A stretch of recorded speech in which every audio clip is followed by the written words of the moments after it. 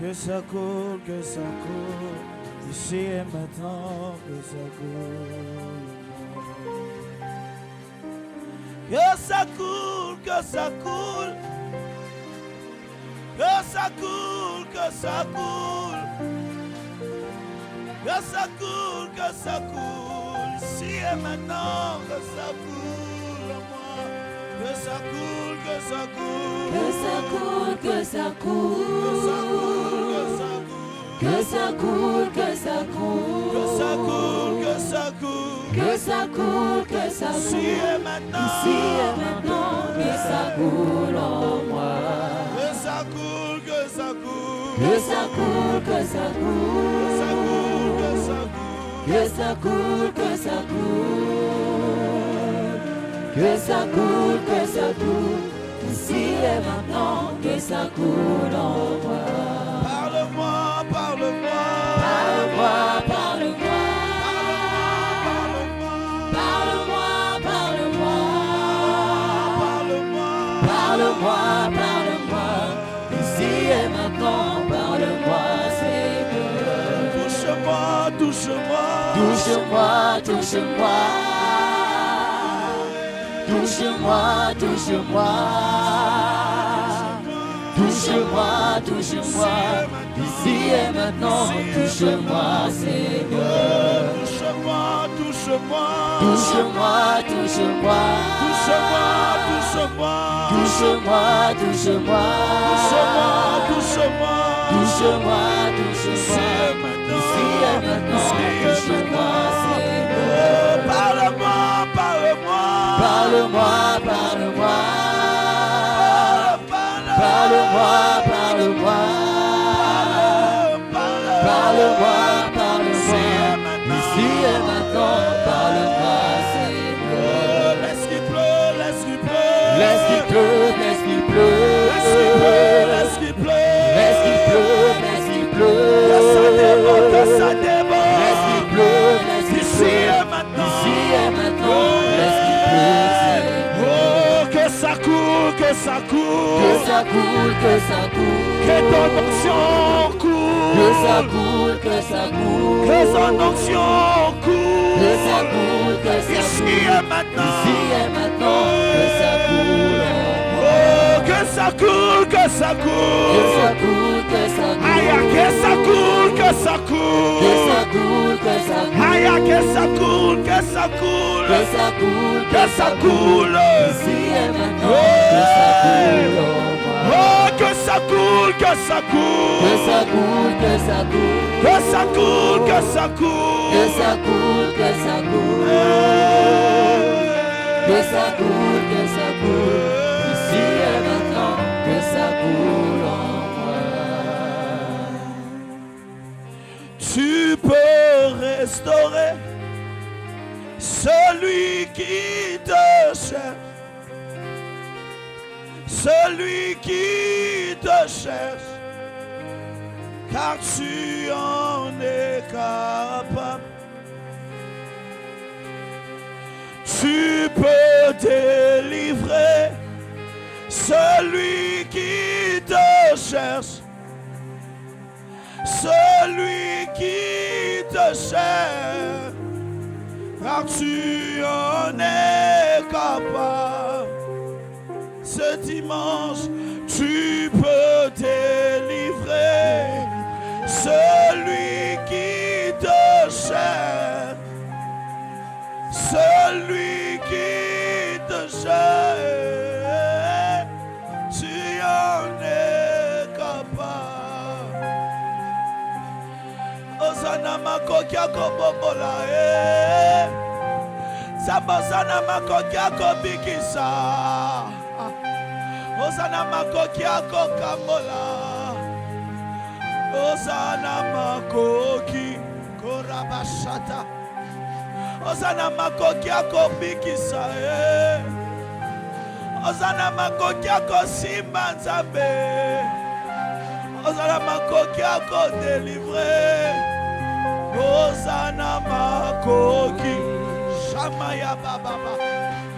Tu peux satisfaire un cœur qui te cherche. un cœur qui te cherche, car tu en es, car tu en es, car tu en es capable. Tu en es Yahweh, car tu en es capable. Tu en es Car tu en es capable. Tu en es Car tu en es capable. Tu en es Car tu en es capable. Hosanna Makoki Akotombola. Car tu en es capable. Hosanna Makoki Akobikisa. Hosanna Makoki Akokambola. Hosanna Makoki Akotélivre. Hosanna Makoki Akowendre. Car tu en es capable. Car tu en es capable. Hosanna Makoki Akobikisa. Hosanna Makoki Akopambola. Hosanna Makoki Akokambola. Hosanna Makoki Akosekwisa. Tu en es capable.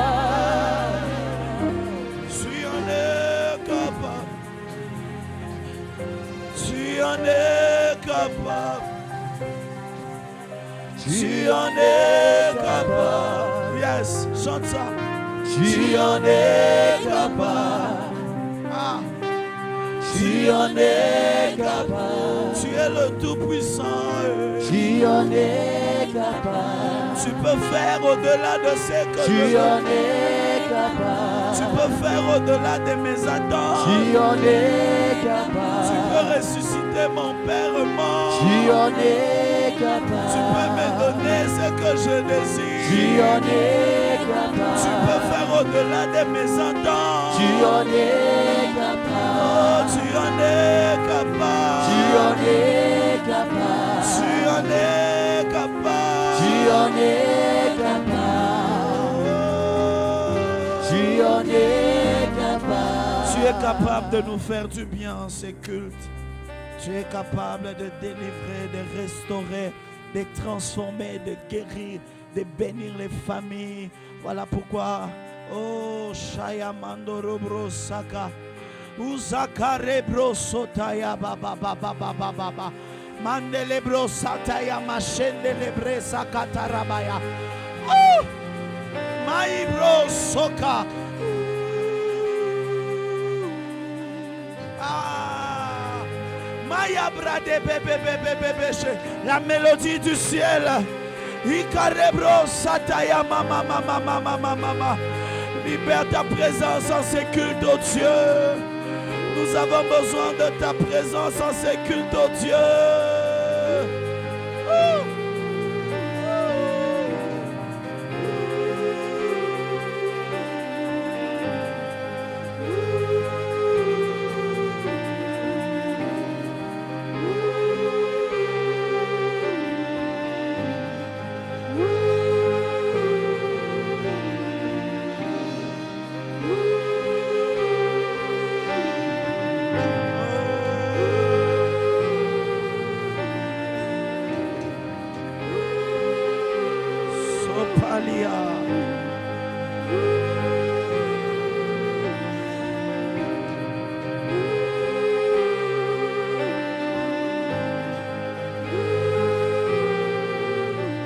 Bénis ta parole, Saint-Esprit.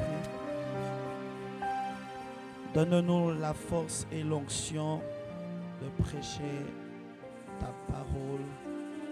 Bénis ton peuple au nom de Jésus.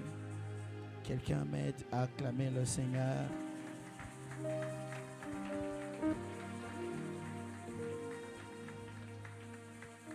Tu l'as pas fait, tu l'as pas bien fait. Est-ce que tu peux mieux faire?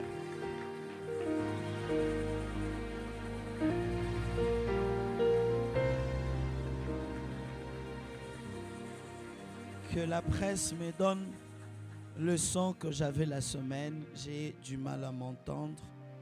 Ma voix est bousillée et il faut que je m'entende bien. Je vous salue au nom de Jésus. Je vous prie de saluer 5 personnes. Bénis la vie de 5 personnes ce matin. Dis-lui, Dieu va te faire du bien. Dieu va te faire du bien. Merci beaucoup la chorale. Que Dieu vous bénisse abondamment.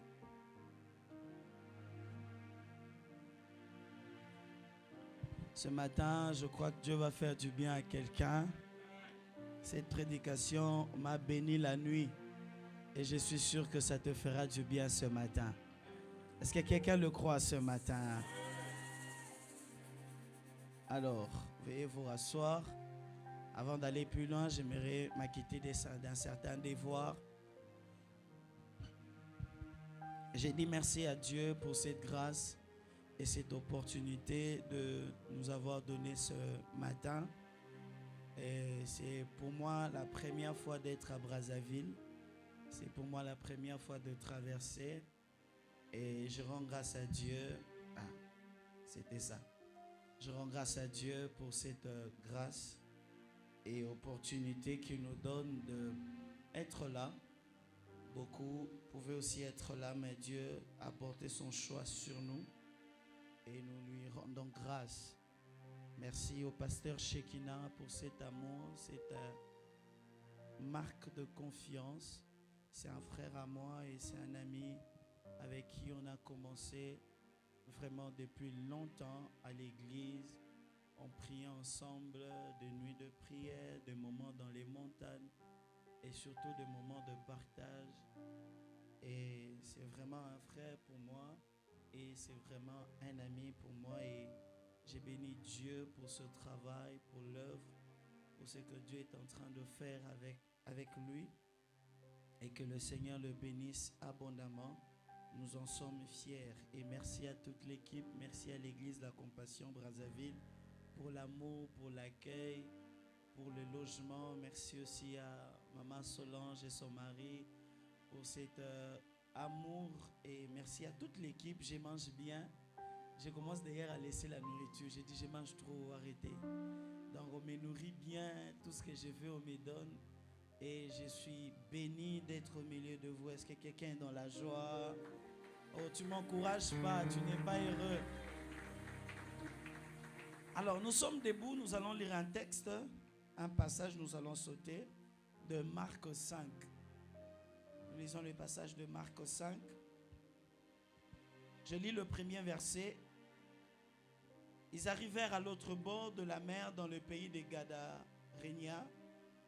Aussitôt que Jésus fut hors de la barque, il vint devant de lui un homme sortant de sépulcre et possédé d'un esprit impur. Cet homme avait sa demeure dans les sépulcres et personne ne pouvait plus le lier, même avec une chaîne. 9, je saute, verset 9. Et il lui demanda, quel est ton nom? Légion est mon nom. Il répondit-il, car nous sommes plusieurs. 15, je saute encore. Ils virent auprès de Jésus et ils virent les démoniaques, celui qui avait eu la légion, assis, vêtu et dans son bon sens. Et ils furent saisis de frayeur. Jésus ne leur, 19, Jésus ne leur lui permit pas, mais il lui dit, va dans ta maison, vers les tiens et raconte-leur tout ce que le Seigneur t'a fait et comment il a eu pitié de toi. Il s'en alla, verset 20, il s'en alla et s'est mis à publier dans la Décapole tout ce que Jésus avait fait pour lui. Et tous furent dans l'étonnement. Acclamons la parole de Dieu. Oh, acclame bien la parole de Dieu.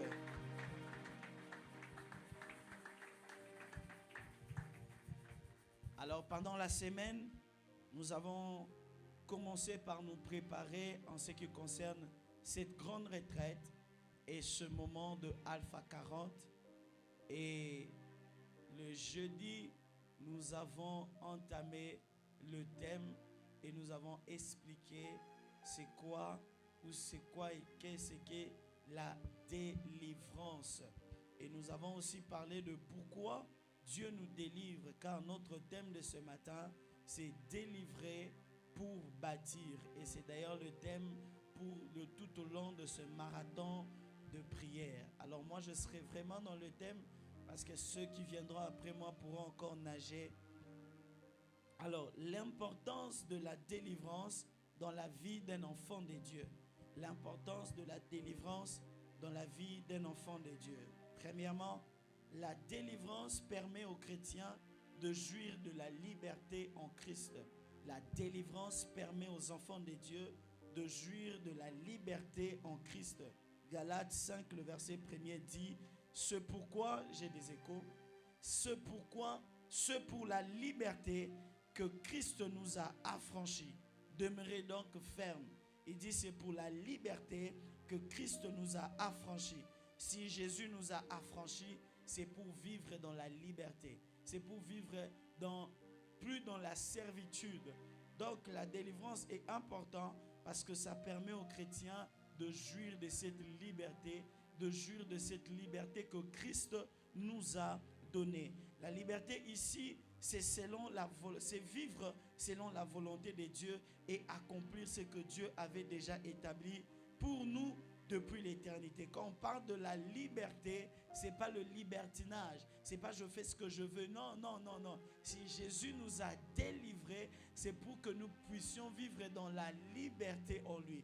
Et la liberté en Christ, c'est vivre selon la volonté de Dieu ou vivre les plans de Dieu dans sa vie. C'est ça, au fait, vivre dans la liberté. Ça dit, Dieu m'a sauvé et puis je peux aller faire ce que je veux. Non.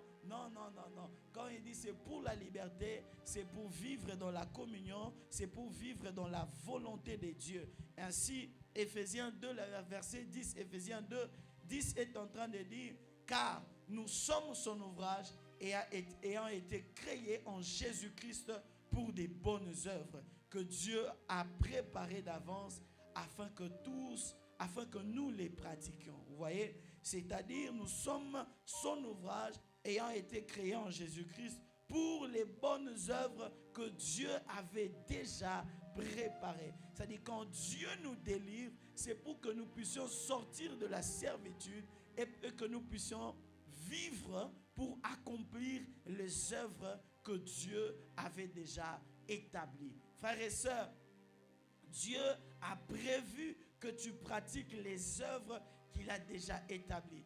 Ainsi, il nous délivre c'est pour un but, c'est pour accomplir le plan de Dieu, c'est pour accomplir la mission de Dieu. Sans la délivrance, on reste lié, limité, piégé dans les cycles et qui empêche d'obéir à Dieu.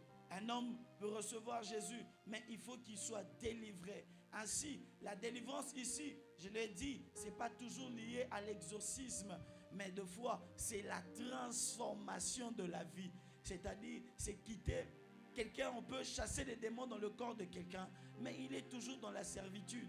Il vit toujours une vie minable. Il vit toujours sans la connaissance de Dieu.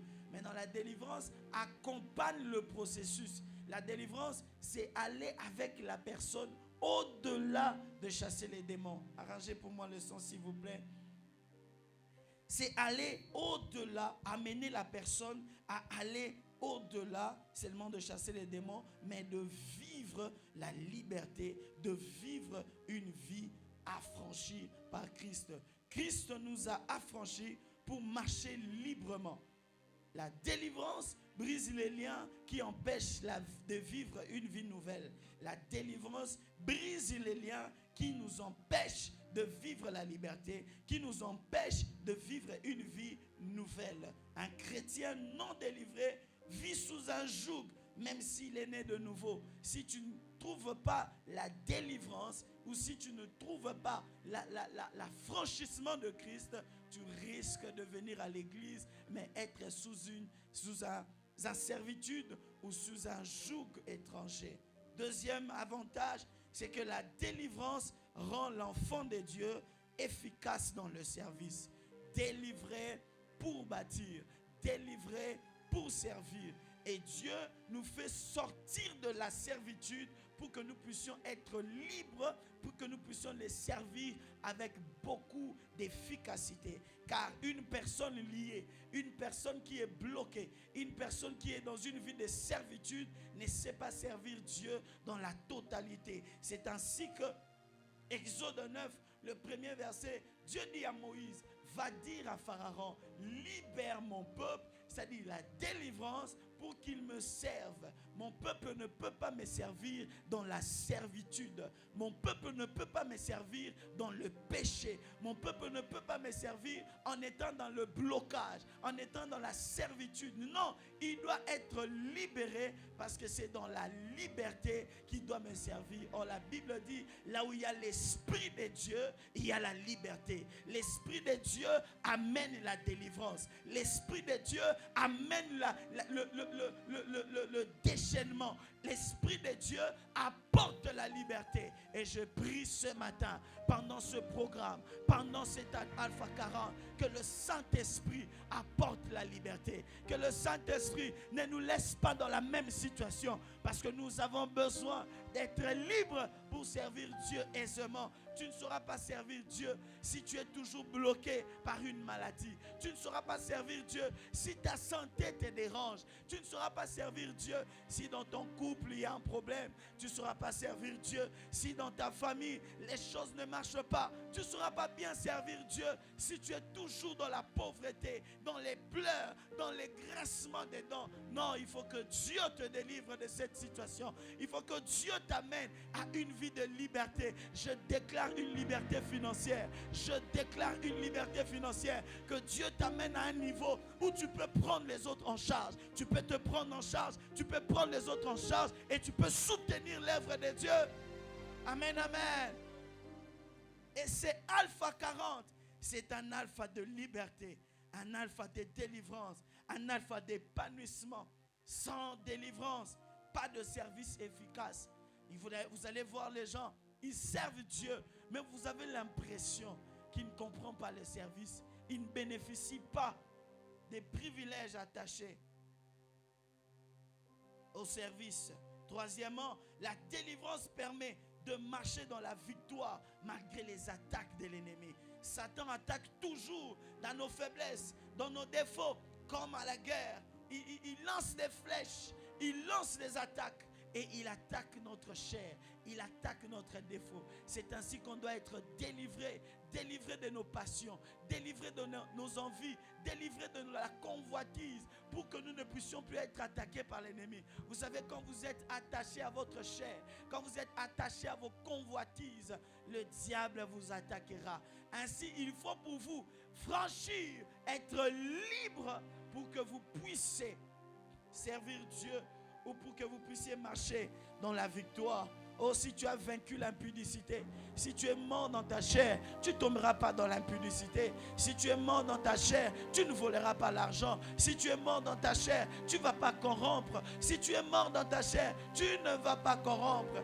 Frères et sœurs, l'ennemi de notre vie, ce n'est pas le péché. Le péché n'est pas l'ennemi des chrétiens. Parce que Jésus a vaincu le péché à la croix. Il dit, j'ai vaincu le monde, j'ai vaincu le péché. Mais le plus grand problème de l'humain, c'est quoi? C'est sa chair, c'est le vieil homme, c'est le vieil homme, c'est le vieil homme qui nous maintient, c'est le vieil homme qui nous a ramène dans le péché. Jésus est mort pour les péchés, pour que nous ne soyons plus dans la servitude du péché. Frère, un chrétien ne pêche pas, un chrétien tombe par accident, un chrétien commet le péché par erreur, mais un chrétien ne prémédite pas le péché, un chrétien n'est pas téléguidé par le péché, un chrétien n'est pas esclave du péché, un chrétien n'est pas esclave du péché, parce que Jésus est mort pour le péché.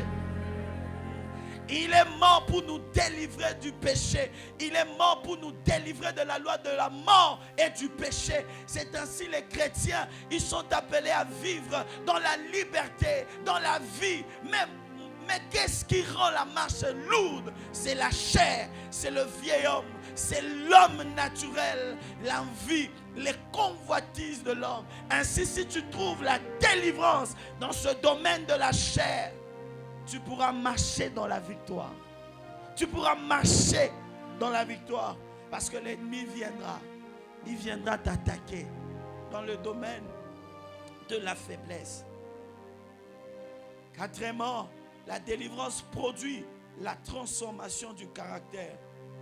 La délivrance produit la transformation du caractère. La délivrance n'est pas d'abord une manifestation spectaculaire, mais c'est une transformation durable. C'est ainsi que je parlais, je dis qu'il y a une différence entre l'exorcisme et la délivrance. L'exorcisme fait partie de la délivrance. C'est-à-dire, il y a une partie de la délivrance qui peut être liée à l'exorcisme. C'est celui de chasser les esprits, de chasser les démons. Et la Bible dit en mon nom, vous chasserez les démons, vous chasserez les esprits. Mais la délivrance va au-delà seulement de chasser les esprits. La délivrance va jusqu'à la transformation et au changement de la personne. C'est ainsi que nous sommes en train de parler de délivrer pour. Délivrer pour. Dieu dit à cette femme, oui, où sont ceux qui t'accusaient? Ils sont partis. Alors Jésus le regarde, va et ne pêche plus. Il le délivre de la mort de la loi. Les gens voulaient les lapider. Mais quand il le laisse aller libre, il lui dit va et ne pêche plus. C'est ça au fait la délivrance. La délivrance, c'est pas seulement chasser les gens pour te tuer, mais la délivrance aussi, c'est veiller à ce que tu ne pêches plus. C'est ça la transformation. C'est amener une personne à être transformée. C'est ainsi de fois on n'a pas compris le ministère de la délivrance. C'est ainsi de fois on a mal prêché la délivrance. Ou seulement sors, va-t'en, bima, va-t'en, sors. Et la personne, il tombe. Mais quand il rentre, la même vie. Quand il rentre, la même personne. Quand il rentre, il n'y a pas un changement. Quand il rentre, il n'y a pas quelque chose d'extraordinaire. Pourquoi? Parce que nous avons limité la délivrance. La délivrance a un seul domaine. Non. La délivrance regarde le domaine de ton caractère, les domaines de ta chair, les domaines de ton argent, les domaines de ta santé, les domaines, c'est dans tous les domaines. La Bible dit, si Christ vous a franchi, vous êtes réellement libre. Je déclare la liberté, je déclare la liberté, je déclare la liberté dans les finances libres, dans la santé libre, dans tous les domaines de ta vie. Parce que le but de Dieu, c'est de nous délivrer, de nous délivrer, de nous délivrer. Et ce processus peut avoir lieu au jour de ta conversion, pendant une prédication, pendant une séance d'exorcisme, pendant qu'on chasse les démons. Et puis, boum, il y a une transformation dans ta vie. Et aussi, par rapport à la prière, par rapport à beaucoup de choses, ça peut aller. Et la Bible dit, vous savez, Jean 8, 36, si donc le Fils vous a franchi, que je venais de dire, vous serez réellement libre. Romains 7, 24 que j'avais donné dit, misérable que je suis, qui me délivrera de ce corps de mort? Qui me délivrera? Apôtre Paul parle de la délivrance. Qui va me délivrer de ce péché? Qui va me délivrer? C'est-à-dire qui va me rendre libre? Qui va me secourir? Et seulement Christ qui peut nous secourir. C'est ainsi que j'aimerais empaisantir mon texte ou mon message de ce matin. Ce matin, j'ai un message prophétique pour quelqu'un. Ce matin, je crois que le Seigneur va faire du bien dans la vie de quelqu'un. Nous sommes dans le contexte de Marc 5. Avant Marc 5, il y a Marc 4.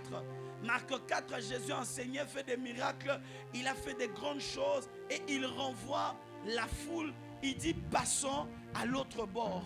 Il dit aux disciples passons à l'autre bord. Et quand ils sont allés à l'autre bord, pendant qu'ils étaient en train de traverser, la Bible dit c'était dans la mer de Galilée. Et la mer de Galilée, vous savez, est le centre de beaucoup de villes voisines dans lesquelles Jésus a beaucoup opéré des miracles. Jésus a guéri les gens. Jésus a fait des grandes choses. Et cette mer se retrouve dans une vallée entourée de montagnes et des vallées. Cette mer se trouve au milieu de montagnes et au milieu de vallées. Cela veut dire que quand il fait froid ou quand le froid tombe des montagnes, il rencontre l'air chaud qui monte et il y avait souvent beaucoup de vent, des hautes vagues et des vraies tempêtes. C'est-à-dire dans la mer où Jésus les envoyait, géographiquement, cette mer se trouvait entre plusieurs montagnes et vallées. Et quand le froid tombait de montagnes qui rencontrait le vent, ça soulevait des vagues, ça soulevait de grandes tempêtes et il y avait souvent de vents violents ou des hautes vagues dans cette mer-là. Et c'est là que Jésus a dit, passons à l'autre bord. Pourquoi Dieu nous laisse traverser, sachant que nous allons trouver les vents contraires? Pourquoi Dieu permet à ce que nous allons dans un endroit, lui-même a dit, mais nous rencontrons le vent. Et il sait qu'il y aura le vent. Il sait qu'il y aura les combats. Il sait qu'il y aura des tumultudes. Pourquoi? Parce que c'est sur ce chemin que notre foi doit se manifester. Jésus, après avoir enseigné, il dit, ok, allons-y, pratiquons ce que je vous ai enseigné. Dieu ne, je me le dis bien, Dieu ne doit pas toujours tout faire pour toi, parce que nous sommes co-ouvriers avec Dieu. Il y a des choses que Dieu te laissera faire.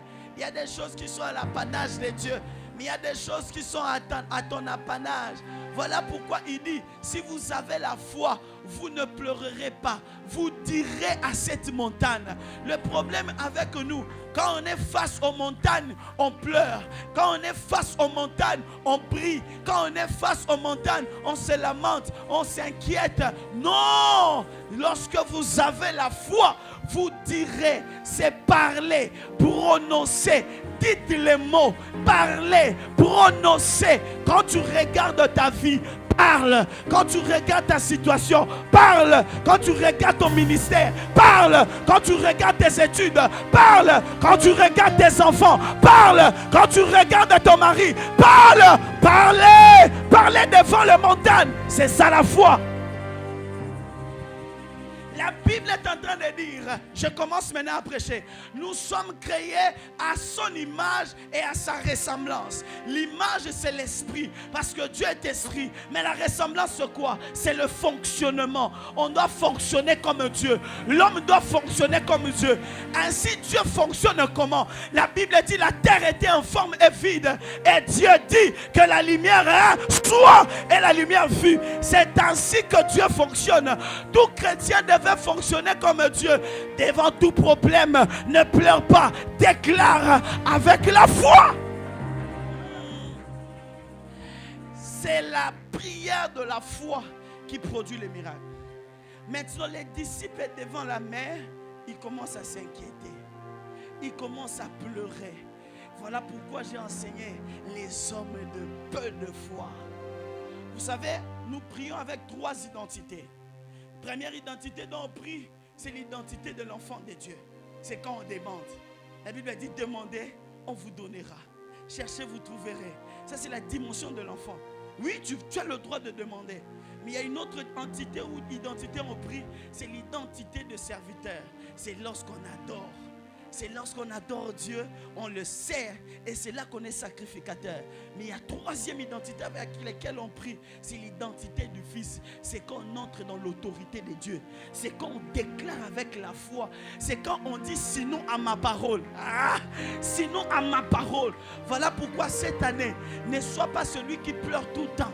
Cette année, quand tu vois un problème ne marche pas, tu marcheras, tu marcheras, tu marcheras, tu marcheras. Frères et sœurs, cette année je voyagerai, j'irai partout.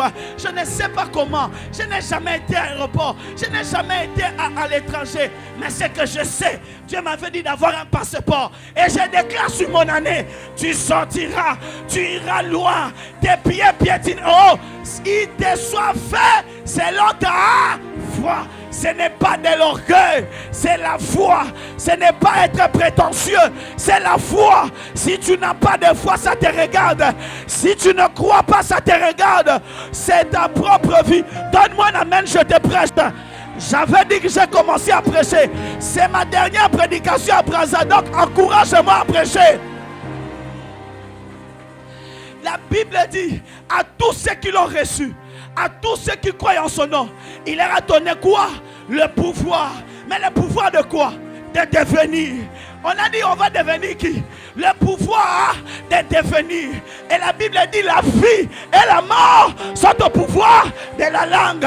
Maintenant, si je dis que je serai grand, mon péché c'est où? Si je dis, je serai riche, ton problème c'est où?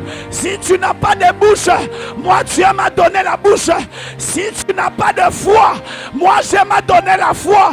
La parole que j'écoute nourrit ma foi. Oh, donne-moi un amen.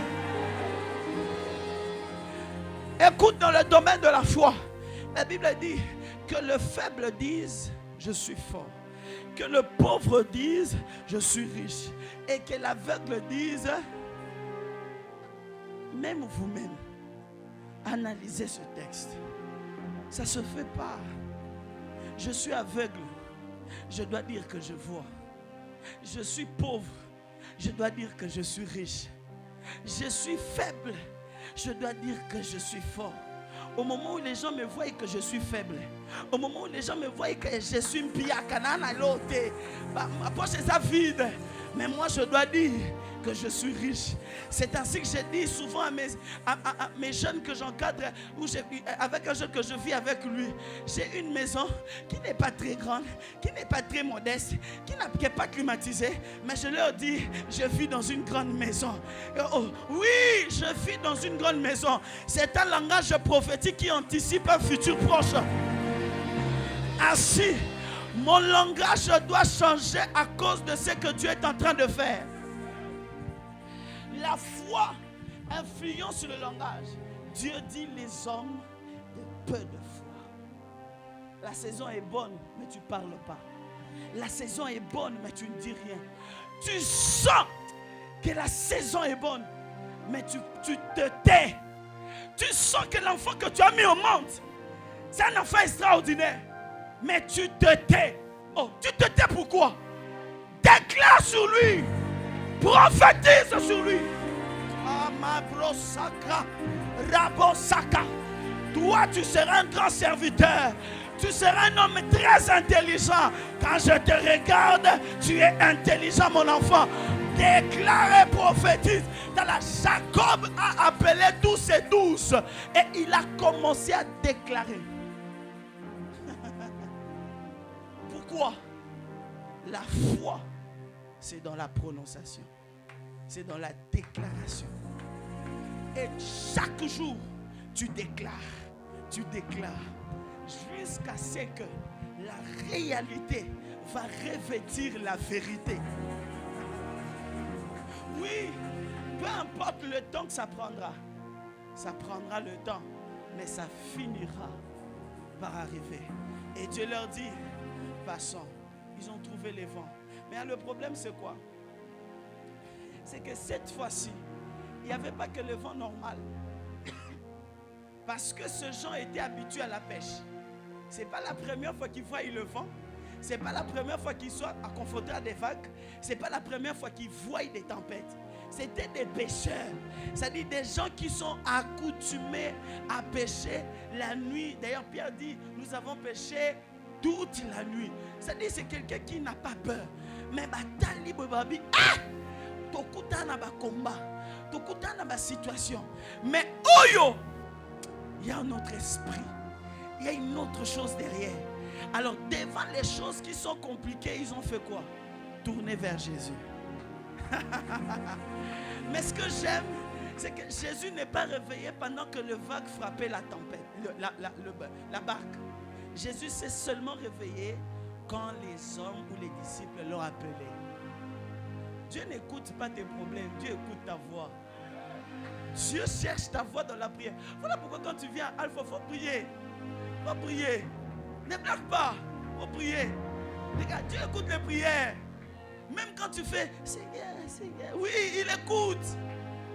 Parce que même si ton problème se multiplie, lui n'est pas là-bas. Lui, il cherche ta voix. Dès que les disciples ont crié, il s'est réveillé. Et quand Jésus s'est réveillé, il a calmé la tempête. Mais écoutez, la tempête s'est levée. Les esprits ont levé la tempête. Parce qu'ils voulaient empêcher à Jésus de faire un travail. Parce que le but d'aller à l'autre bord, c'est Marc 5, premier verset. C'est pour fou de Gadara. La Bible dit un homme était tourmenté par les esprits. Alors Dieu a décidé de délivrer cet homme. Mais les vents se sont levés. Quand Dieu veut opérer une délivrance, quand Dieu veut intervenir dans la vie de quelqu'un, il y a toujours le combat. Alors, la présence des combats révèle la présence de l'action de Dieu. Plus tu sens les tumultes, plus la visitation est proche. J'aime ce que mon frère jumeau me dit toujours. Sam, il dit, quand l'avion, plutôt quand on voyage, il y a un moment dans l'avion, vous sentez les secousses. Des fois, ça peut faire peur. Moi, j'ai toujours peur. Je ne suis pas toujours habitué. Les secousses là, Une fois, j'ai posé la question. Il dit, l'hôtesse dit, au fait, quand il y a des secousses, c'est la prouve. Plutôt, il dit les secousses, c'est quand on veut souvent monter, qu'il y a beaucoup de secousses. Quand on traverse un sphère et qu'on veut atteindre un autre niveau, il y aura encore des secousses. Et quand on veut atterrir, il y a quand même des secousses. Vous allez remarquer, les secousses interviennent toujours quand il y a une autre dimension. C'est-à-dire, à chaque fois qu'on veut passer à une autre phase, il y a toujours des secousses. Quand les problèmes se lèvent, sache qu'il y a une bénédiction derrière. C'est le moment adéquat à se lever, à prier, à commencer à déclarer, à commencer à prophétiser, à commencer à parler sur sa vie. Pourquoi? Ne regarde pas les tempêtes, mais regarde après la tempête. Et la Bible dit, on trouve un homme. On trouve un homme. Un homme... Oui, on trouve un homme dans Gadara. Et on avait dit que la Gadara ou le Géréza, selon les évangiles, se situe dans la région de la Décapole, à l'est de Jourdain, en territoire majoritairement où il y a beaucoup de païens. Beaucoup de païens. Et la Décapole, c'est l'ensemble de 10 villes hellénisées. Forte influence grecque ou romaine, il y a beaucoup de païens. Population non juive en majorité. Pratiques culturelles et religieuses païennes dans ce domaine-là. Et un homme était buté par des démons. L'homme était totalement marginalisé. Au point où il vivait parmi les tombeaux. Il était exclu de la ville. Il est lié par des chaînes sans succès. C'est-à-dire, on a essayé de le lier sans succès. On a essayé de le dompter. Personne dans cette ville n'arrivait à le dompter. Personne dans cette ville arrivait à dompter cet homme-là. Et il vivait les tombeaux, les lieux de mort, les lieux où il n'y a pas de vie, les lieux où ça ne sent pas bon. Vous savez, il y a des gens dans leur vie, vous regardez la vie, ça ressemble au tombeau. Vous regardez les maisons où ils sortent, ça ressemble au tombeau. Vous regardez la vie, tu regardes sa vie, tu regardes, tu vois rien de bon. Est-ce qu'il y a quelque chose de bien dans les tombeaux? Qui ici peut habiter les tombeaux? Personne. Qui ici peut habiter un endroit bizarre? Personne. Personne. Mais cet homme, les démons le rendaient captif. Les démons le rendaient prisonnier. Et il était obligé d'habiter les tombeaux. C'est-à-dire les esprits qu'il habitait l'amenaient dans un endroit qui déshonorait sa personne. Qui déshonorait ce qu'il était réellement. Oh, la société n'a pas trouvé de solution. On l'a isolé, on l'a enchaîné, pas guéri. On l'a isolé, on l'a enchaîné, on l'a mis à l'écart. Mais personne ne l'a guéri, personne ne l'a délivré. Voilà pourquoi n'écoute jamais les gens. Voilà pourquoi ne suis jamais les conseils des gens. Quand tu as des problèmes, quand tu as des soucis et que les gens te disent non, arrête, ça va s'arranger. Qu'est-ce qui va s'arranger? Ça fait 5 ans. Qu'est-ce qui va s'arranger? Ça fait 10 ans. Qu'est-ce qui va s'arranger? Il y a des choses, il y a des problèmes. Humainement parlant, ça ne peut pas trouver de solution. Logiquement par là, l'intelligence ne peut pas. Même ton oncle ne peut pas. Même ta tante ne peut pas. Il y avait même les parents ne peuvent pas. On le met à l'écart, pensant que c'est une solution pour eux.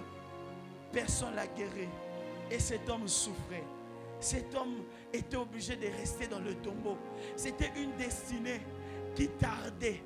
C'était une destinée qui tardait. C'était une destinée qui n'avait plus d'issue, qui n'avait plus de moyen de s'en sortir.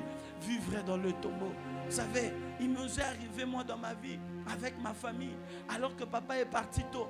Nous sommes allés habiter dans un endroit, tu regardes, tu te dis, est-ce que les hommes, un homme peut habiter ici? Tu regardes, tu te dis, est-ce que quelqu'un peut habiter cette maison? Vous n'avez pas le choix. Vous êtes obligé. Vous n'avez pas le choix. Sinon, tu dormirais dehors. Sinon, tu serais dehors. Alors, tu es obligé de serrer les cœurs, de rester là, entendre le secours de Dieu, entendre que Dieu agisse. Parce qu'aucun homme n'a pu faire quelque chose. Aucune tante n'a pu faire quelque chose. Aucun homme. La tante qui nous a donné une partie de la maison, c'était en tôle. C'était comme une toilette. Mais en tôle, c'était bizarre. Alors elle ne pouvait que faire ça. C'est-à-dire, elle vous aime tellement, mais elle ne sait pas donner plus que ça. Alors pour ne pas dormir dehors, dormez quand même là. Et c'est ce qu'elle peut. C'est comme les hommes là. Ils ont tout essayé. Ils ont dompté. Ils ont dit que ça ne va pas. Bon, la seule solution, c'est l'isoler, les mettre un peu à l'écart. Peut-être là, il ne fera pas du mal. Peut-être là, sa vie pourra s'arranger. Peut-être. Mais est-ce que la vie s'arrangera dans le tombeau? Est-ce que la vie s'arrangera? Regardez, Jésus est capable de traverser la mer pour chercher un seul homme. Il n'est pas allé chercher plusieurs. Il est allé chercher un seul homme. Je prie en ce dimanche. Dieu a vu et il vient. L'autre fois je vous ai dit, Dieu a vu, mais il a dit ne meurs pas. Mais cette fois-ci il a vu, il commence à avancer. C'est que toi tu ne sais pas, alors que tu vois la pluie, alors que tu vois la tempête, alors que tu te poses des questions, mais il y a un Jésus qui est en train d'avancer. Il y a un Dieu qui est en train d'avancer. J'annonce et je déclare dans la vie de quelqu'un, le secours de Dieu est en train d'arriver. Le secours de Dieu est en train d'arriver. Le secours de Dieu est en train d'arriver. Oui, les démons peuvent posséder. Les démons peuvent te prendre des choses. Les démons peuvent te donner la maladie, mais ils ne vont pas te tuer parce que Dieu n'a pas dit son dernier mot. Et Jésus est en train d'avancer. Il arrive petit à petit. Même quand je ne sais pas quand, même quand je ne comprends pas, mais c'est que je sais, il arrive. Job est en train de dire, je sais, mon Rédempteur est vivant et il se lèvera. Même s'il ne se lève pas le premier, mais même le dernier.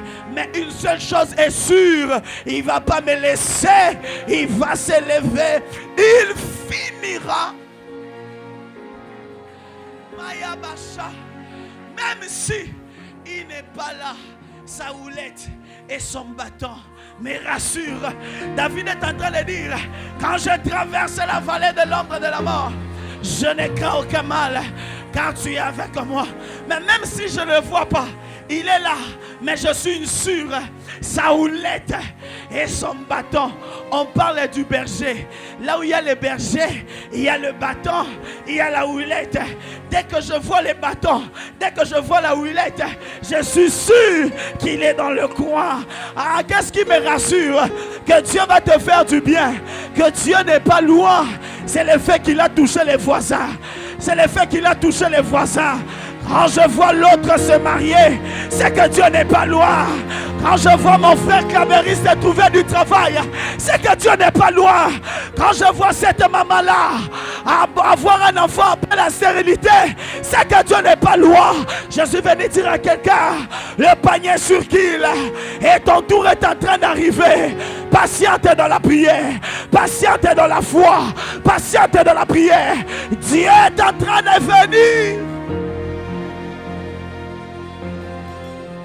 Ah, Dieu est en train de venir. Ah, il m'est arrivé. Un moment, tu poses la question, est-ce que Dieu viendra? Est-ce que Dieu viendra? Est-ce que Dieu viendra? Quand? Où tu pries, même tes larmes ne sortent plus. Tu n'as plus envie de pleurer. Moi-même dans les deuils, je pleure plus. Allez là, trône après ça sans âme. Tu te poses la question. Les prophéties disent que tu seras un prédicateur. Dieu va t'utiliser. Mais pendant 10 ans, rien.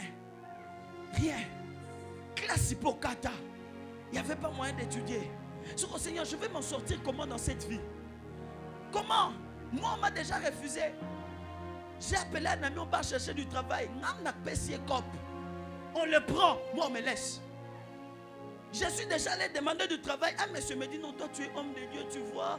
Toi tu ne peux pas travailler. Je dis, oh, j'ai besoin du travail. L'homme de Dieu veut dire quoi? Oh, il me dit, non, je ne saurais pas. j'ai comme l'impression de pécher.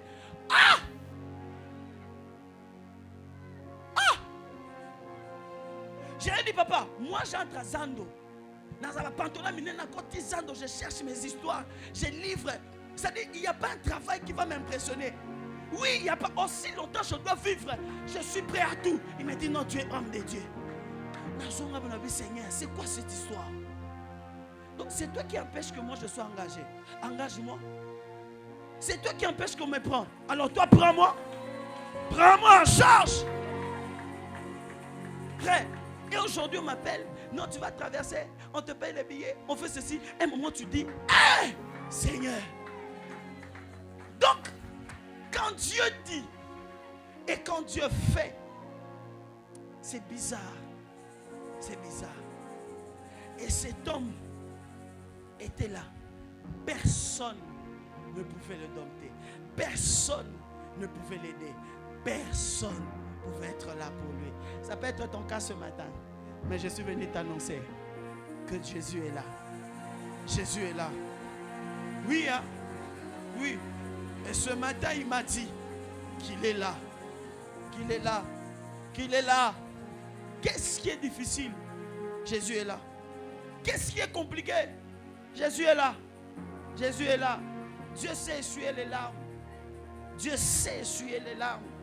Dieu sait réconforter, restaurer les cœurs brisés. Dieu sait faire ça. Et cet homme, la Bible dit, Jésus pose la question, quel est ton nom? Il dit légion. Vous savez, légion, une légion romaine comptait environ 6000 soldats. C'est-à-dire quand il dit on est légion, on est à 6000 démons. C'est-à-dire un homme était habité par 6000 démons. Imaginez. Toi, un seul démon là te tourmente. Un seul esprit là, tu gênes. Mais lui, c'est 6000. 6000 démons. 6000 démons. C'est-à-dire, tu regardes la vie d'un homme, tu te dis, c'est fini pour lui. Mais Jésus avait un plan pour lui. Le plan de le délivrer de son problème, de sa situation, de son combat. Et la Bible était en train de dire, cet homme a commencé à s'agiter et les démons ont parlé. C'est pas notre temps. Jette-nous dans le tombeau. Nous connaissons l'histoire chez les porcs. Jésus a dit, ok, allez-y. Et quand ils sont allés chez les porcs, remarquez, les porcs sont allés se jeter encore dans la mer. En réalité, c'était les esprits là de la mer. Parce que ce sont ces esprits qui ont soulevé la mer. Et quand Jésus les a chassés dans cet homme, ils sont allés retourner dans la mer, d'où ils venaient. C'est-à-dire, cet homme était habité par des esprits des eaux. Et qui l'a mené captif parce que les tombeaux n'étaient pas loin de la mer. Dès que Jésus a traversé, il a vu un fou. Alors quand Jésus a chassé les démons, les gens sont venus. Donnez-moi ma chaise. Ah mon Dieu, j'aime la partie ici de cette prédication. Ah, je prie que Dieu fasse du bien à quelqu'un ce matin. Je prie. Rapidement.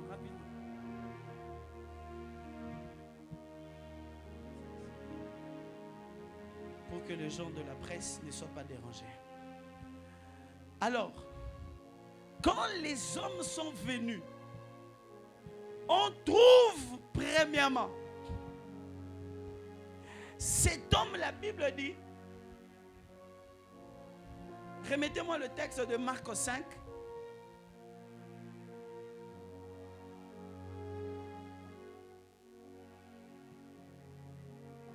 Le verset 15. Il dit, ils virent auprès de Jésus et ils virent le démoniaque. C'est lui qui avait eu la légion. Assis. Mayabasha. On trouve celui qui était bizarre. Celui qu'on n'arrivait pas à dompter. Celui qui était errant. Celui qui n'avait pas de stabilité. Celui qui n'avait rien de grave dans sa vie. Celui où personne ne pouvait le faire habiter chez lui. Celui dont même un oncle ne pouvait pas lui donner la place. C'est lui-même les parents pouvaient chasser. Moi non ayo kakate. un enfant démoniaque. Mais on vient le trouver assis à Machaya. On trouve celui qu'on ne pouvait pas dompter assis. On trouve celui qu'on ne pouvait rien faire assis. On trouve la personne qu'on disait qu'il ne peut pas être équilibré. On le trouve assis. Or, assis, c'est le signe de la stabilité. C'est le signe du positionnement. C'est le signe de l'équilibre. Je déclare dans la vie, quand Dieu viendra ce matin, il va te faire asseoir. Il va rendre ta vie stable. La vie qui était instable, cet homme, sa vie est devenue stable. C'est-à-dire, il pouvait s'asseoir. Oh, toi, tu ne peux pas t'asseoir. Toi, tu ne peux pas te marier. Toi, tu ne peux pas avoir l'argent. Toi, tu ne peux pas réussir. Toi, tu es toujours dans l'échec. Toi, tu es instable. Toi, tu n'as pas des enfants. Toi, tu n'as rien. Mais je déclare qu'on te trouvera puis dans l'endroit où on t'a laissé, ni dans la position où on t'a laissé, mais on te trouvera assis. Je déclare la stabilité. Je déclare la stabilité. Quand la délivrance vient, la délivrance te rend stable. Quand l'intervention de Dieu vient, l'intervention de Dieu te stabilise. Te stabilise. Cet homme était errant.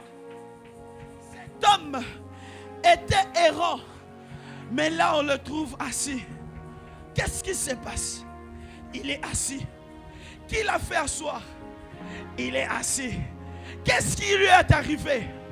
Il est assis.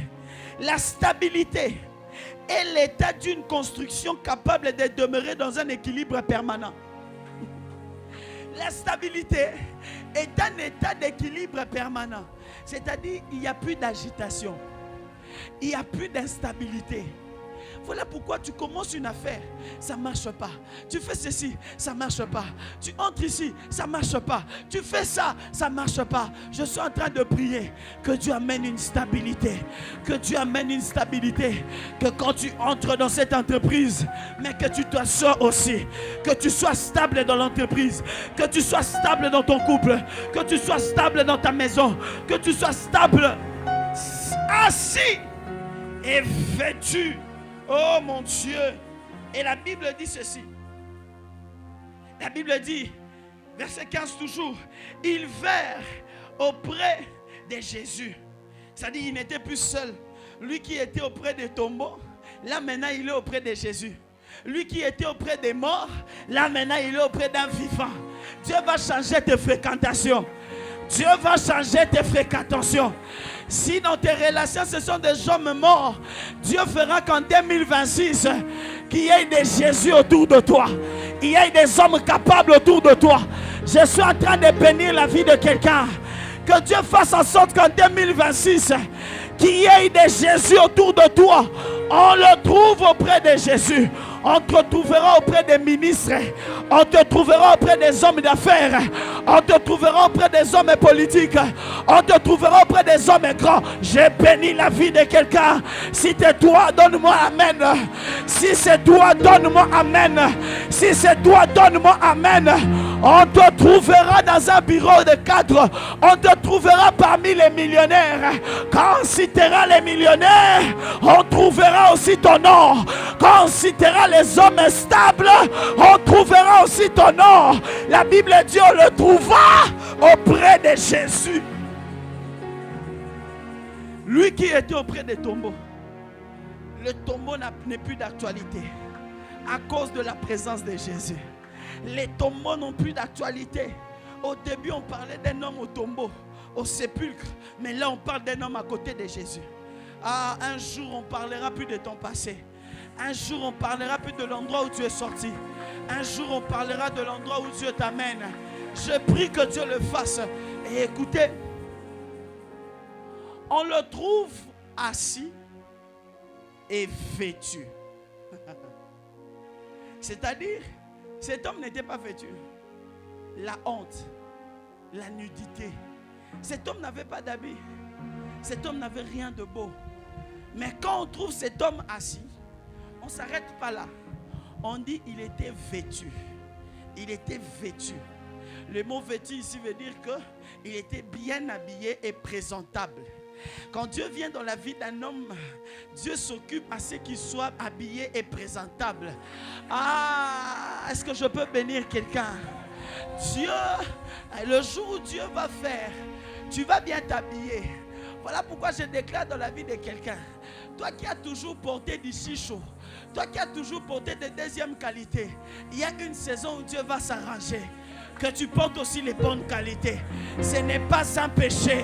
Si il s'occupe de ton esprit, il va aussi s'occuper de ton extérieur.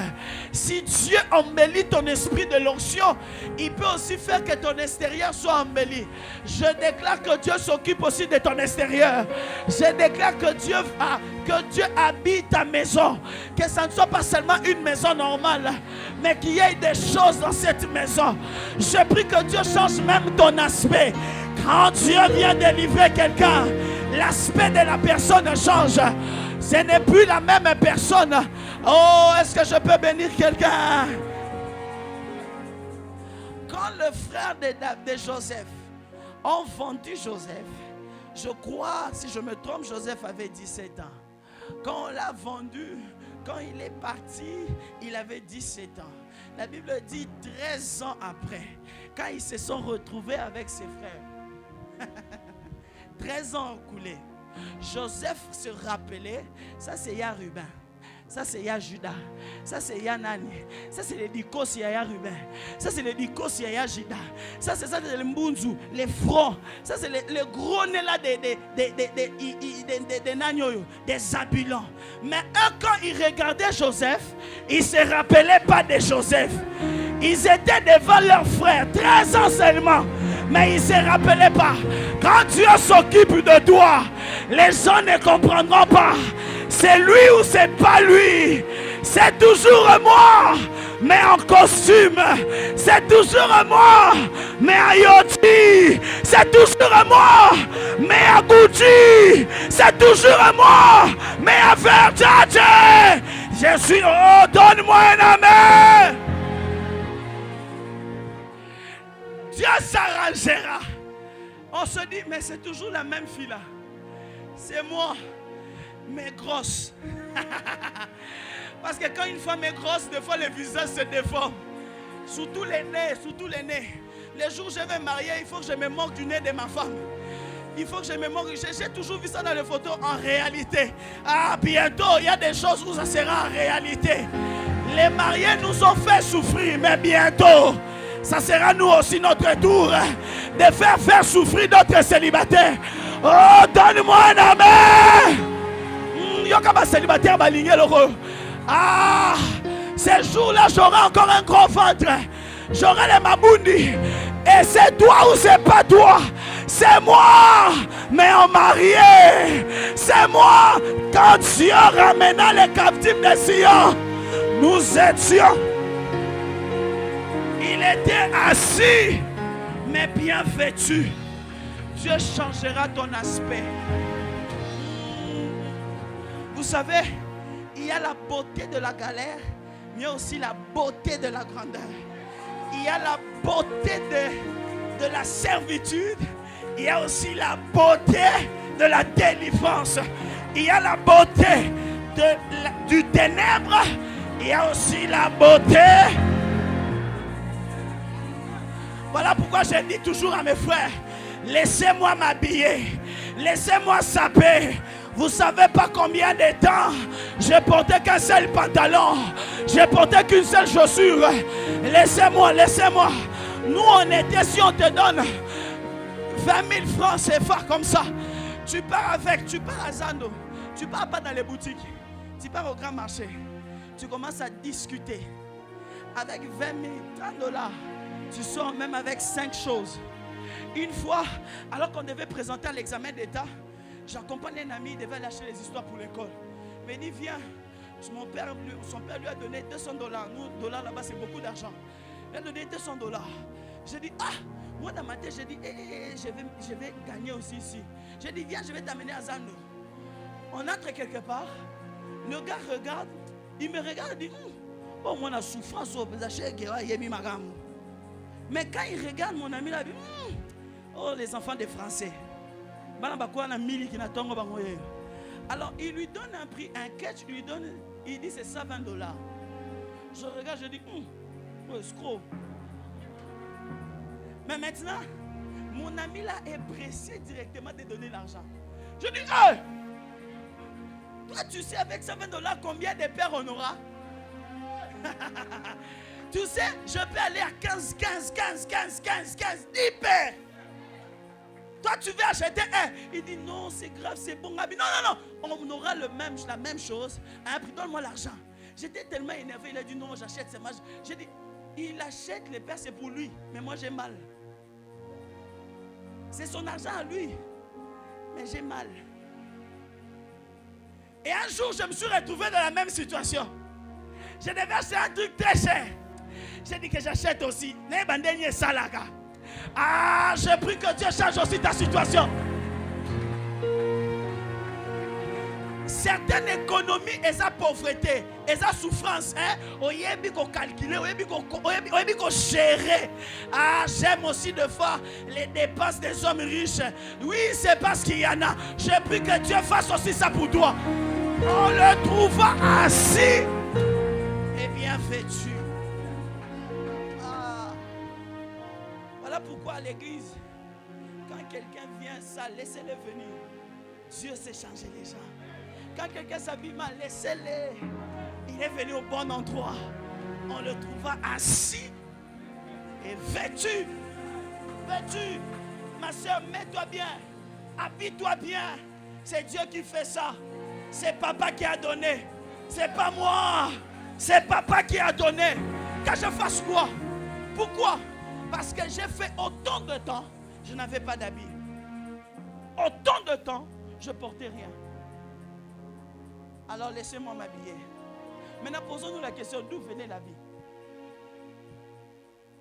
Jésus a traversé, on n'a pas dit qu'ils avaient des habits en main. Jésus a pris son propre vêtement. Il lui a donné. En fait, quand Dieu va faire, ce ne sera pas ce qui viendra chez les hommes. Ce sera ce qui viendra de lui-même. Et c'est ce que Dieu donne qui durera.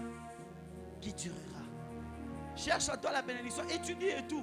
Mais cherche aussi que Dieu, dans tes études, qu'il lâche sa part. Dans tes finances, qu'il lâche sa part. Dans tout ce que tu es en train de faire, il lâche sa part. On le trouva assis et vêtu. Et la Bible dit, assis et vêtu, et dans son bon sens. C'est-à-dire, un homme qui n'avait pas de sens,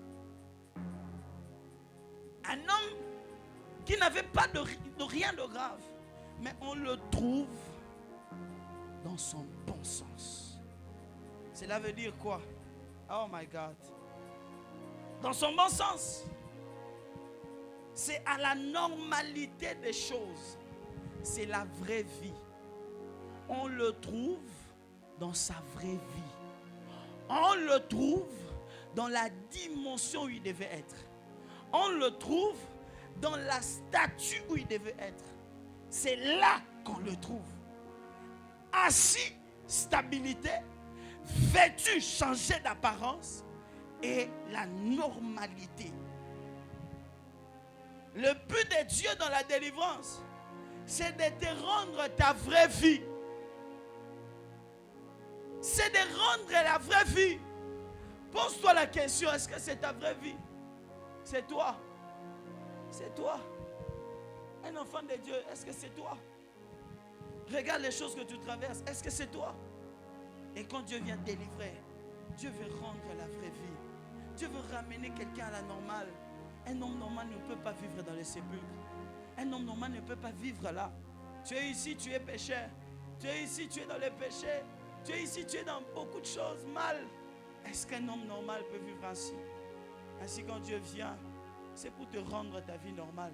C'est pour te rendre à la stabilité normale. C'est pour permettre à ce que toi aussi tu vives comme les autres vivent. Voilà pourquoi je dis toujours, si Dieu est passé chez l'autre, c'est qu'il passera aussi chez moi. Parce que si les hommes doivent vivre comme ça, on doit vivre comme ça. Et c'est possible dans son bon sens. Dans son bon sens. Dans son bon sens. C'est-à-dire cet homme qui, au départ, c'était un fou habitant le tombeau qui on ne pouvait plus dompter. Mais après sa rencontre avec Jésus, on le trouve assis, on le trouve vêtu et on le trouve dans son bon sens. Ça dit Dieu a eu pitié de lui et Dieu a dit je dois changer sa vie. Il arrive des moments dans la vie, tu pleures, tu demandes à Dieu, change ma vie, change ma situation. Et j'aimerais te dire, Dieu est là pour changer et ramener ta vie au bon sens. Comment tu peux tout le temps pleurer, tout le temps manquer l'argent, tout le temps manquer certaines choses, tout le temps être chassé de l'école, chassé de l'université, tout le temps manquer le frais, tout le temps manquer quoi payer, tout le temps manquer le loyer de maison, les études des enfants, tout le temps, il faut que tu peines, il faut que tu souffres pour avoir l'argent, il faut que tu peines, il faut que tu souffres. C'est quoi cette vie? C'est quelle vie? C'est quelle vie? C'est quelle vie où tu dois toujours souffrir, où tu dois toujours pleurer? Toi, tu ne viens jamais danser. Toi, tu viens seulement pleurer. Toi, tu ne donnes jamais de joie comme les autres. Toi, c'est seulement pleurer. Pleurer, pleurer. J'ai pris que Dieu ramène le bon sens. Que Dieu redonne ta vraie vie. Que Dieu redonne ta vraie vie. Que Dieu redonne ta vraie vie. Que Dieu redonne ta vraie vie. Et la Bible dit, cinquième de chose qui a changé, son statut a changé. C'était un fou, mais il est devenu un évangéliste. Un fou de Gadara, mais on parle maintenant d'un homme qui a bouleversé la Décapole. Un fou de Gadara, à la fin un évangéliste à Décapole. Un fou de Gadara, à la fin un homme extraordinaire. Pauvre au début, mais riche à la fin. Pauvre dans le commencement, mais riche à la fin. Célibataire au début, mais marié à la fin. Petit au début, mais grand à la fin. Je prie qu'au cours de ce programme, que ton statut change, que ta situation change, que ta manière de faire change, que Dieu change quelque chose. Je suis à la fin de mon message. Que Dieu change quelque chose. Que Dieu commence à changer quelque chose. Oh, là où tu ne voyais pas, que tu voies quelque chose. Là où tu ne sentais pas, que tu commences à sentir. Que tu commences à voir. Lui qui était fou au départ. Le texte commence. Un fou de Gadara. Un homme qu'on ne pouvait pas dompter. Qu'on ne pouvait rien faire. Mais son histoire a changé. Sa situation a changé. Lui qu'on ne pouvait pas dompter, là il est assis, là il est vêtu et dans son bon sens. Mais la Bible continue qu'il est allé à Décapole, prêchant l'évangile, racontant ce que Dieu a fait de lui. Je déclare dans la vie de quelqu'un, tu prêcheras les hauts faits de Dieu. Tu raconteras ce que Dieu a fait dans ta vie. Tu parleras aux hommes de d'où Dieu t'a pris et là où il t'a amené. Tu parleras de tes débuts. Tu parleras de ta fin. Tu parleras du pauvre que tu étais. Mais tu parleras aussi du millionnaire que tu deviens. Tu parleras des inquiétudes du départ. Mais tu parleras aussi de la success de la fin. De l'assurance de la fin. Je suis en train de prier que Dieu te prenne de quelque part. Mais qu'il ne te laisse pas là où il t'a pris. Mais qu'il t'amène à Décapole. Cet homme, pourquoi il est allé prêcher à Décapole? Décapole veut dire 10 villes. C'est-à-dire la chose que les disciples n'ont jamais fait. la chose que les disciples n'ont jamais fait. Les disciples n'ont jamais prêché à Décapole. Les disciples n'étaient pas encore capables de prêcher à Décapole. Mais cet homme, après avoir été guéri, délivré, il part évangéliser, il part prêcher les âmes. Mais toi, tu es encore un bébé spirituel. Toi, tu ne connais pas encore les choses de Dieu. Je m'en fous de la théologie. Je m'en fous de connaître quoi que ce soit. C'est que je sais, j'étais fou, j'étais nu, j'ai vécu les tombeaux, j'ai rencontré cet homme, il m'a changé, il m'a délivré et je pars. Pourquoi il part? Parce qu'il est en retard. Il devait racheter parce qu'il est en retard. Je suis en train de prier que Dieu permette que tu rachètes le temps, que tu gagnes 10 villes. Alors quand Dieu nous délivre, Dieu délivre ce fou. Le but de Dieu, c'était pas seulement le fou. Son but, c'était la Décapole. C'était les païens. Le premier évangéliste des païens, c'est le fou de Gadara. Il est allé dans 10 villes en Rome, là où il y avait les païens, là où il y avait beaucoup de Grecs, là où il y avait des intellos. Il est allé leur expliquer que j'étais fou et vous le savez. Mais maintenant là, je parle français. Je parle avec intelligence. J'ai fini mes études. J'ai réussi dans la vie. J'ai eu de l'argent. Je peux soutenir l'œuvre de Dieu. Oh, je bénis la vie de quelqu'un. Que les choses ne seront pas toujours. Oh, toujours. C'est ainsi. Quand tu rencontres Dieu, quand tu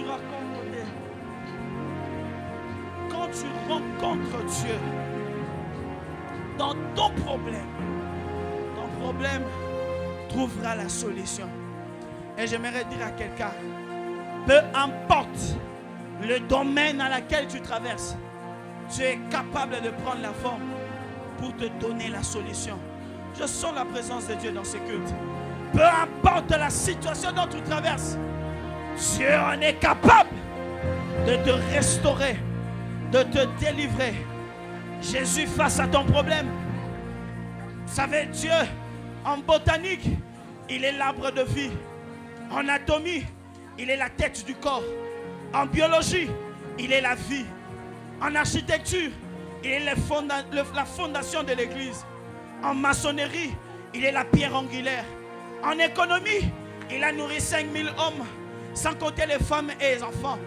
En coupe et couture, il a vêtu des enfants d'Israël dans les déserts, de telle sorte que les habits grandissaient avec eux. En médecine, il est notre médicament qui guérit toute maladie. En géographie, la terre est son marchepied. En astrologie, il est l'étoile du matin et le soleil de la justice. En pâtisserie, il est le pain de vie. Qui est cet homme? L'homme de Galilée. La délivrance est une personne. La restauration est une personne. La liberté est une personne. Et c'est Jésus.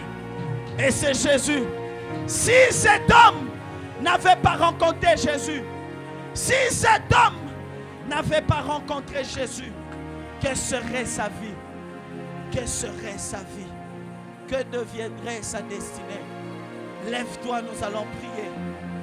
Pendant 3 minutes, tu vas dire à Dieu, viens à mon secours.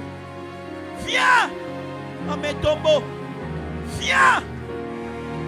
Lève ta voix. Prie. Prie. 3 minutes seulement. Mané, mané, mané. Oh!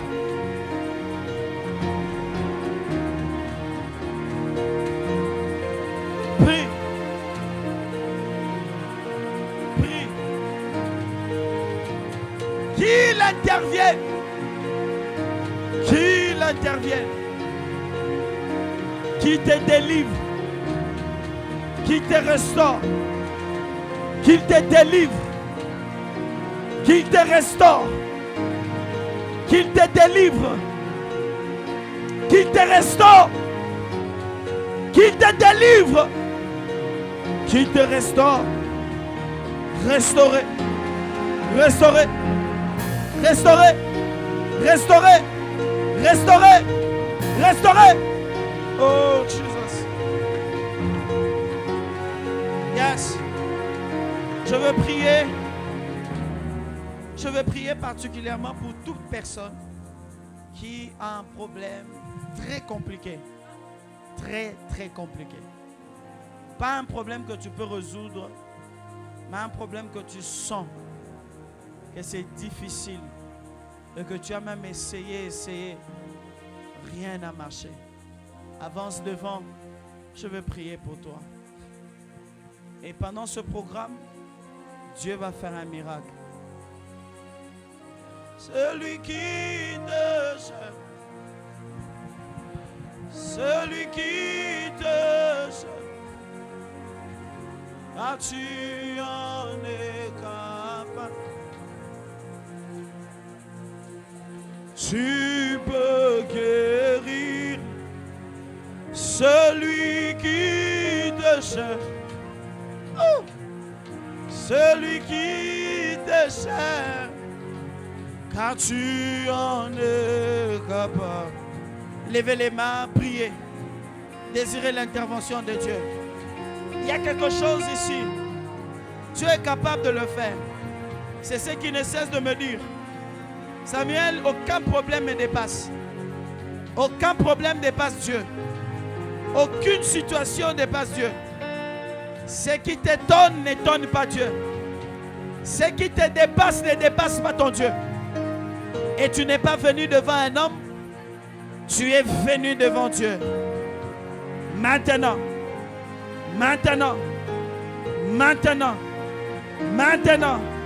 reçois la délivrance. Reçois la délivrance. Que l'intervention divine vienne. Je prie de tout mon cœur que cette situation, si c'est une maladie, soit guérie. Sois guéri. Sois guéri. Au son de ma voix. Que la maladie te quitte. Au nom de Jésus. Au nom de Jésus. Au nom de Jésus. Au nom de Jésus. Au nom de Jésus. Au nom de Jésus. Sois totalement restauré. Oh! Oh, la présence de Dieu est là. La présence de Dieu est là. Attention. Attention. Je veux compter jusqu'à 7. Ça va commencer. Tu sentiras ça. Sois sensible. Aie la foi. Je compte 1. Je compte 2. Je compte 3.